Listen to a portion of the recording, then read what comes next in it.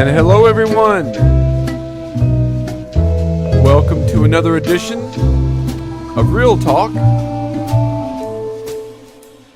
And tonight we're going to be exploring Lucky Number Slevin.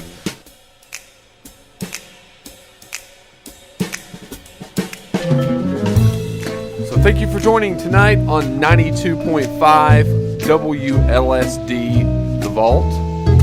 Also, you can tune in AM 1220 and WLSDradio.com. Before we get into this case episode of Mistaken Identity, please go to all of our social media pages. That is the Facebook, Spotify, YouTube, TikTok, and Instagram.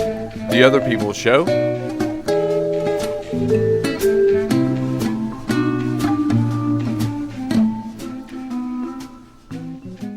And I'm really curious to see if a lot of the audience out there has actually seen this film. It is a film that went under the radar for many, many years.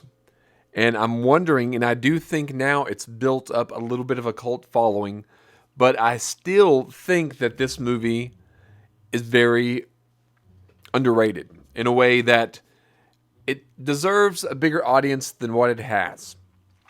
So if you haven't heard of Lucky Number Slevin, let me give you a little bit of a synopsis that would engage you and hopefully pull you in.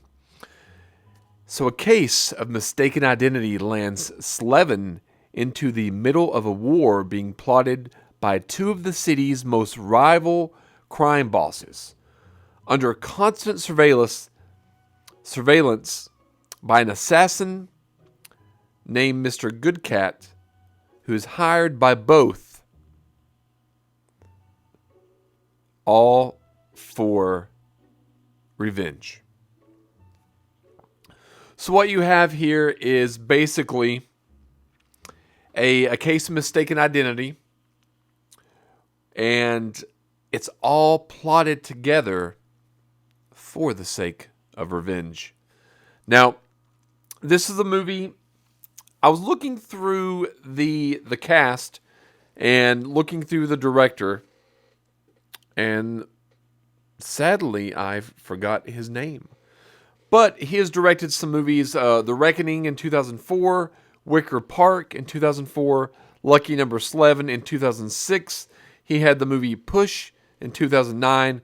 That is a Chris Evans movie. We've got Victor Frankenstein in 2015. So the director has a little bit of a mishmash, if you will, of theatrical films or movies. Wicker Park, also starring Josh Hartnett, is one of my, I don't want to say it's a favorite movie, but it puts me in a certain mood. In a certain mood that takes me not only back to 2004, but a certain mood as far as like a cinematic mindset. Although Wicker Park is not what I would say a great movie, it's a movie that I do enjoy, and I have went back to time and time again over the years. I even have, if you've seen online, you can go to Ryan Parker. If you've seen online my studio, I do have a poster of Wicker Park prominently displayed on the wall, as well as Garden State and one other poster. So if you go to my Facebook page, Ryan Parker, go through and find the other poster that's in my studio apartment, and I will give you a prize. You'll win a prize. So there's 3 posters on the studio wall. There's Garden State, Wicker Park, and a third poster on the wall. And I will give you a hint. It is a movie that we have discussed on this show. I don't want to say it not in 2024, in late 2023. So those are the hints. But back to the show. So this movie actually has a really good cast. You've got Josh Hartnett as Slevin. Slevin Kalevra is his name in the movie. Also, you have Lucy Liu, Bruce Willis, Stanley Tucci, Ben Kingsley, Michael Rubenfeld, and Morgan Freeman. So this has a cast of characters that a lot of people will know their faces. Now, you might not, I would say most people at this point know Stanley Tucci. Lucy Liu, I would hope that people would know her. And Josh Hartnett, Penny Dreadful, I guess, is one of the things he's done most recently. Haven't seen it because it's a TV show, and it's difficult for me to watch TV shows. It's hard for me to commit to that much time watching one story. Not that I don't enjoy when I do, but I find the constraints of a movie much more simpler to tackle. So, a case of my mistaken identity. So let's get into a few facts of this movie before we dive right in. Lucy Liu said the making of Lucky Number Slevin in the featurette, she said she had more fun making this movie than any other movie she's ever done. And you have to think Lucy Liu was involved in Kill Bill Volume 1 and Volume 2. So she's saying she had even more fun making this particular movie than she did working on a Quentin Tarantino movie. Lucy Liu also has the distinct credibility, notoriety of starring in the first two Charlie's Angels movies, the good ones, with Cameron Diaz, Drew Barrymore, and Lucy Liu. And then you have Charlie's Angels Full Throttle coming out a few years later. And you have Lucy Liu starring in, with Antonio Banderas, in one of the most horrific movies that I've ever seen, called X vs. Seaver Ballistic. Ballistic X vs. Seaver. Terrible movie from the early 2000s. She totally redeems herself with Kill Bill Volume 1 and 2 and Lucky Number Slevin. The second fact that I'm going to feed you all tonight is that Bruce Willis and Morgan Freeman, after starring in The Bonfire of the Vanities together, they didn't share any scenes in that film. Therefore, they didn't technically work together. The same thing, doesn't... No, not with this movie. This movie, Morgan Freeman and Bruce Willis do share a couple of scenes together, and they also worked together and shared some scenes in the 2010 movie Red, which, was an okay movie. But One Time Enough was fine on Red, and The Bonfire of the Vanities as well. But Lucky Number Slevin is one that one time is not really enough. In the first on-screen meeting of the rabbi, who is played by Sir Ben Kingsley, and Mr. Goodcat, who's played by Bruce Willis, Kingsley's eyes often move. They dart back and forth as if he's reading dialogue off of a cue card. Now, it's not confirmed whether he is or he isn't, or did or didn't. But I did, after seeing this fact, it did, trigger something in my mind, and I did remember, his eyes do dart back and forth. But I just thought that he was nervous within the scene, the character. But he could have been reading off of a cue card. Marlon Brando did that later in his career.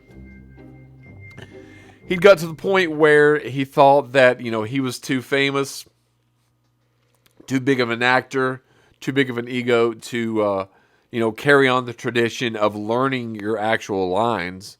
So he would often have his lines fed to him through like an earpiece, or he would often read them off of cue cards as well. Another interesting thing about Lucky Number Slevin is all the parts of the story that Slevin is, quote, making up or lying about are filmed in black and white. The phone call, the girlfriend, the mugging, there's several, and spoiler alerts, by the way, there's several things, and you might not notice this, and piece it together the first time you're watching it. because in all honesty, I did not.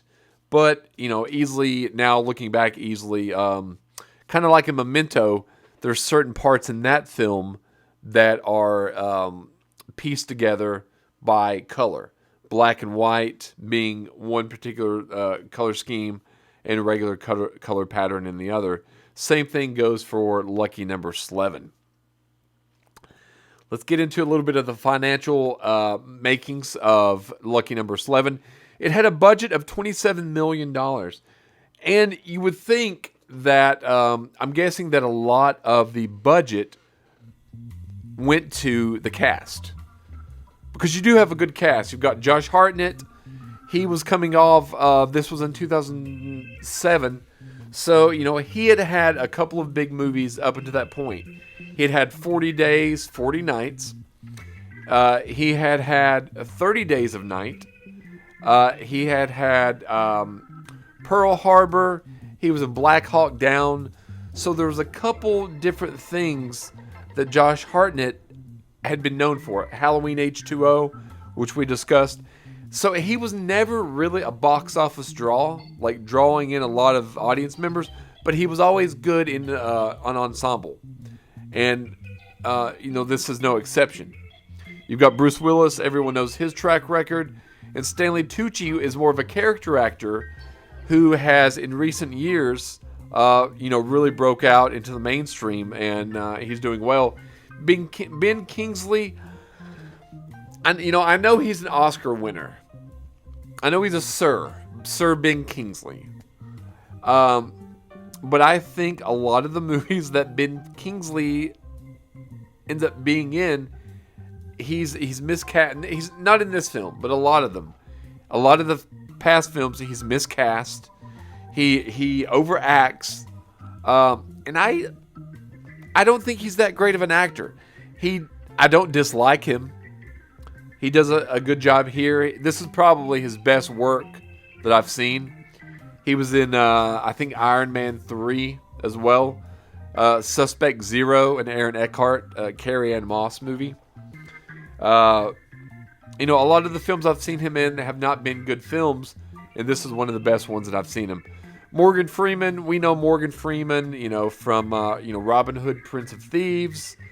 He's the president in what's the not the day it eludes me. I just now forgot. But we all know Morgan Freeman. So this budget did consist of $27 million, a lot of on-location shots.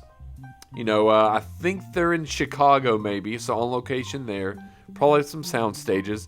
But this movie wasn't an initial financial success in America, not in the U.S. Made $22.4 million and $56.3 worldwide, so it did recoup a lot of its budget. And with DVD and video sales and streaming, it has eked its way into the red. I guess that's right, or black. Whichever one's good, red or black. I'm not sure.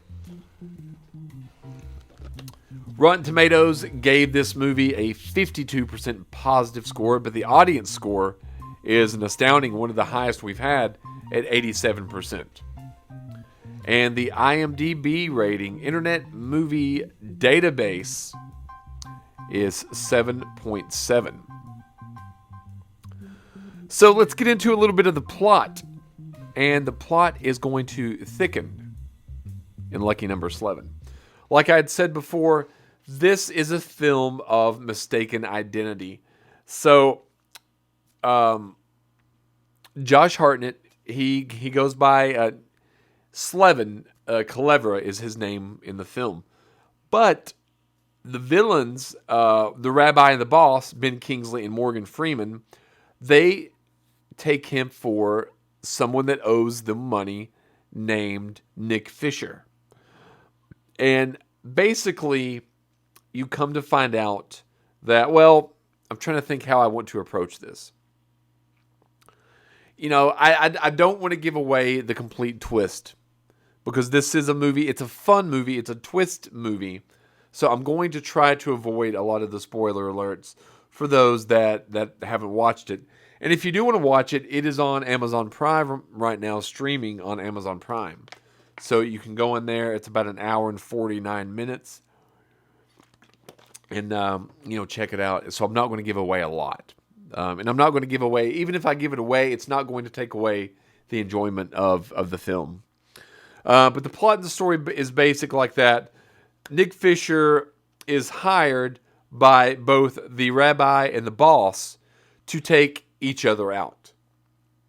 The rabbi and the boss have had this 30-year feud going where neither one of them leaves their respective buildings. And their buildings are, kind of like in the Baz Luhrmann Romeo and Juliet, right across from one another. You can look out the window and see the other one through 3 feet of bulletproof glass. So Nick Fisher is hired by Morgan Freeman, the boss, and the rabbi to take the other one out. Now, there's some complications within that. And it ensues, like a fun story does ensue. A story of mistaken identity, revenge. There's a revenge plot in there, and that kind of wraps it up near the end. Some quirky characters. Lucy Liu's character, she works in the morgue, and she's a really good, fun character who also wants to play, detective. She also wants to piece together this little puzzle as to why everyone thinks that Slevin Kalevra is Nick Fisher. I don't talk about this a lot in films, but the wardrobe in this movie is really good. It's very stylish. It's kind of hipsterish in a way, but not 100%, hipsterish bohemian.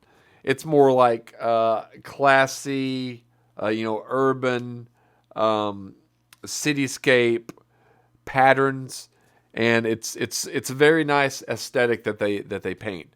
And the director paints a nice world to inhabit these characters. Getting into the characters a little bit, like I'd mentioned, a little bit at the beginning, there's not really a weak link in the character. Josh Hartnett, whether you like him or you don't, he's not the best actor. He's not the worst actor. I would say Josh Hartnett's acting skills are on par, honestly, with my own. I can act about as well as him. So he's a decent actor, especially at this point. But I think this point is one of his best acted roles. And I do like several of his movies, like the ones that I named earlier. 30 Days of Night, which we actually got into a few weeks ago. 40 Days, 40 Nights, which is a nice little, fun little sex comedy from the early 2000s. And then you've got, when he was trying to be the action star, when Hollywood was pressuring him and pushing him to be the next leading man, they put him in Pearl Harbor, and then they also did the Black Hawk Down. And, at one point, they wanted him, Josh Hartnett, to don the Superman S and cape. That's what Hollywood wanted from Josh Hartnett, was to be the next Superman. And he didn't want to be tied into that character for a decade. He wanted to expand and do all what he wanted to do, which is what he's done.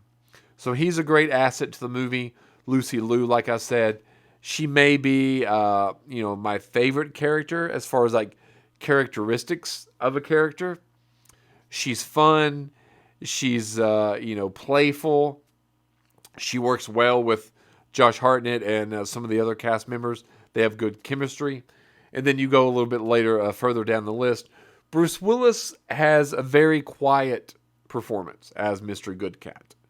Now, I don't know, I've not looked at the script, whether it was actually scripted this way or whether Bruce Willis was like, let's take away some of the dialogue of Mr. Goodcat to, kind of make him more mysterious.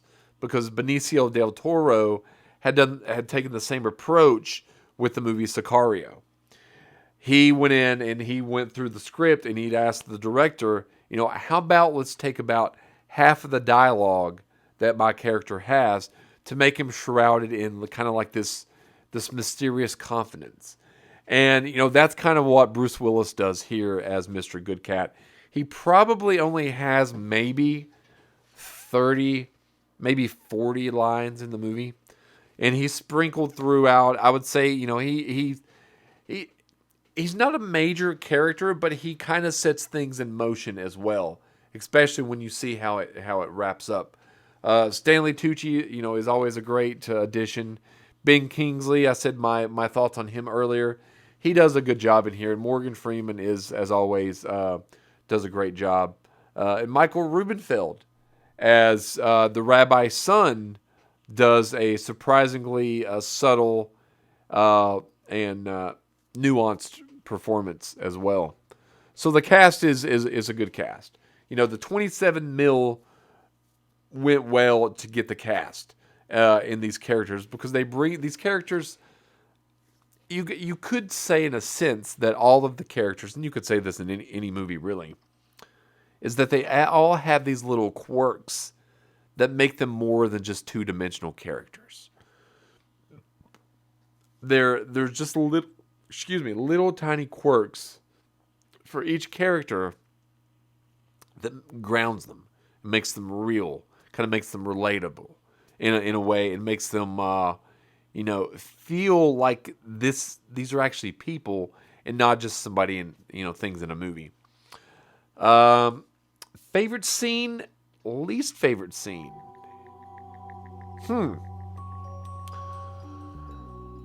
I was thinking about this when I was actually watching the movie. I was thinking what would be my favorite scene in the movie and least favorite scene. I don't really have a least favorite scene, because all the scenes in this movie are actually necessary to tell this story. Because it's told in a normal way, but there are some flashbacks, some real and manipulated flashbacks, like I said, the black and white. And it kind of starts off, years ago, 30 years ago. And it kind of sets up what the Kansas City Shuffle is. That's a line that Mr. Goodcat tells the real Nick Fisher in a bus station early on. The Kansas City Shuffle, you make him think you're going left. Pointed wrong. Going left when you're really going right. Make him think you're going left when you're really going right. But favorite scenes, I think the meeting of Slevin and Lucy Liu's character, Lindsay, might be one of my favorite scenes. She comes over in her apartment, knocks on the door. It's not locked. She walks in. Slevin's there in a towel. She wants to borrow some sugar, a neighborly thing. And they kind of have this, hit it off, this little flirtation. And their chemistry is really, really good. And Lucy Liu is tiny. She's a tiny person. Or unless Josh Hartnett's really tall. It could be. But I think she's just a tiny person, which adds to her character. Because her character is just so full of energy and wanting to know, trying to piece all this together. And she's a standout. So I think they're meeting. And, the apartment, Nick Fisher's apartment is a good apartment. It's second to none to Paul Allen. And third to none to Patrick Bateman. So, Nick Fisher, actually, it's his apartment, has a good apartment. The wallpaper is amazing wallpaper. I mean, it encapsulates this movie just as the score does as well. And sorry for those watching live, you won't be able to hear the score, but if you go back later on and check out the other people's show on YouTube, you'll be able to hear everything that you can't right now. And that leads us to the score and the music. Let's listen to a little bit of this.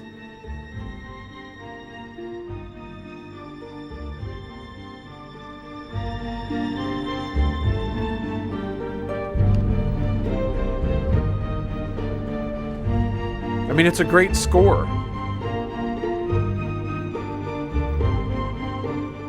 And as you do, the shows and listen and watch and actually invest and listen to movies, you will notice, like I've stated hundreds of times, probably only 75 times, is that the score is key. And this score is key as well.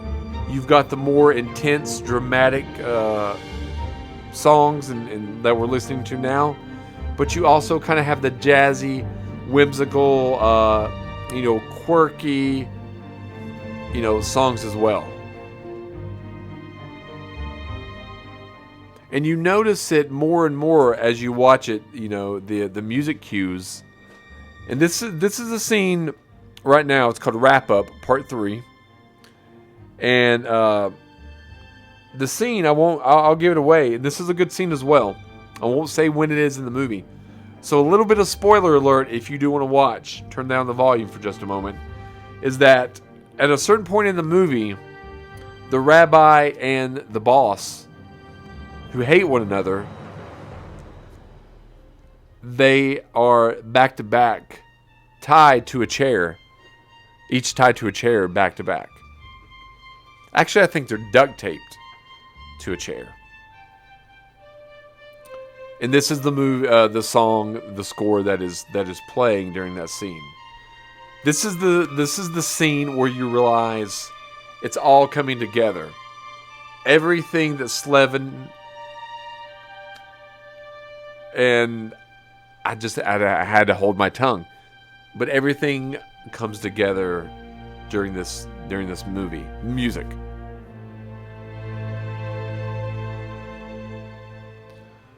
So that takes us to originality. This movie is an original movie. You can tell it does have a lot of... you can tell what it's inspired by. You can tell the passion behind it because it's inspired by, kind of some of the gritty... And although this is not a gritty movie per se, some of the influences it wears on its sleeve a little bit. Quentin Tarantino leaves his little mark on this. Maybe The Usual Suspects. You've got some mistaken identity things happening here. And then you've got some, actors in this film that, kind of play to the strengths. Because some of these actors in this film have played similar kind of parts before. We've seen Morgan Freeman play, he's always been elder as long as he's been famous, pretty much. But the elder one in charge. Ben Kingsley often plays the same kind of thing. Bruce Willis, although, like I said, more quiet and subtle in this film, he also plays someone with that often, is a killer. He often has a gun in a lot of his movies. What's Bruce Willis's most famous movie? Die Hard, probably, correct? And I would have to say probably his best movie as well. Although it's not the one I watched the most. I think I watched The Fifth Element the most of Bruce Willis movies. Although The Last Boy Scout of his is probably my favorite movie of Bruce Willis's. And we might just get into a retrospective of Bruce Willis at one point. Because he is, a legend in the acting world, and it's sad what's happened to him. The poster, this is an ensemble movie led by Josh Hartnett. But I don't even think his name is actually above the title. I think on the cover of the poster and the Blu-ray and the DVD and everything, I think it is listed, just as I've listed it tonight. Josh Hartnett, Lucy Liu, Stanley Tucci, Michael Rubenfeld, featuring Ben Kingsley and Morgan Freeman, and Bruce Willis. Bruce Willis gets the and. at the bottom. But he's in there nonetheless. And the poster, this is the movie that I wanted to watch when I saw the trailer. The poster is a good poster, but it didn't draw me in, standing outside the movie theater, looking at the poster saying, oh, that poster is enticing me to see this film. I wanted to see it anyway. I did. And then the poster pretty much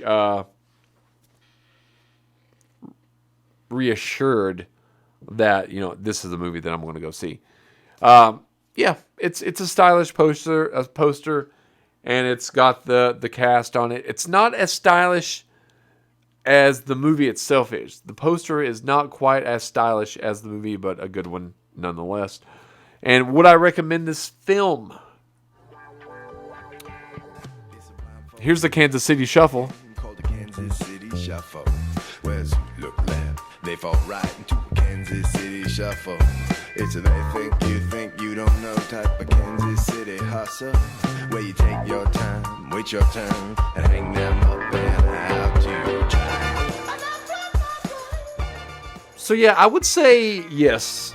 If you cannot tell by my discussion of the movie so far, I would highly recommend this movie. It's a fun movie. It's got some twists and turns that you might not see coming. You might see them. It's got some good performances, and it's pretty unique. I mean, it's, you've seen revenge stories before, you've seen mistaken identity stories before, and you've seen these type of things before, but not put together in the exact way that it's put together in this film. I guess you could say that about any film, and to be honest with you, but I would recommend it. If you do not like this film, please message me and let me know why. Because I think this is one of the few films that we've actually done on the show that man, woman, and probably, all right, maybe not child. Child may not like the movie. And, I wouldn't say, this is an R-rated movie, but it's not overly violent. Although there are some violence, it's not grotesque, and there's not any real situations where, if I had children, where I would cover their eyes. Cover your eyes. I don't think I would be that way in this film. Maybe some of the language a little bit, but it's, if you can watch PG-13 films, you're fine with this one. It's a little more step up from that. But I would recommend you going on Amazon this weekend or throughout the week and try this on for size. It's got strong performances. It's got a good score. And I think it's very enjoyable. And I would recommend it. I would definitely recommend Lucky Number Slevin. So, that is my little discussion on Lucky Number Slevin. If you want to join in the discussion, please go to all of our social media pages. That's the Facebook, YouTube, Spotify, TikTok, and Instagram. And I'm not sure exactly what's going to be next week. Now, I know we did The Crow probably last May, this past summer, and I did rewatch The Crow, City of Angels. I'm not going to review that, but I do think, as of this moment, there's been a couple of requests to review the new Roadhouse movie, but there's been a few requests to review the original Roadhouse movie. So what I'm going to do is this week, we're going to do a double feature. And next week, going to dive into Roadhouse. The Patrick Swayze version and the most recent version that came out this past week. Going to be discussing both of them back to back, side by side. And what I'm going to do, it's been a while since I've actually watched the original Roadhouse. So I'm going to watch the new Roadhouse first, because I've never seen it. And then I'm going to go back maybe a day or so later and maybe back to back. Maybe just back to back movies and watch the original. So Roadhouse will be next week on Real Talk. And remember, If you the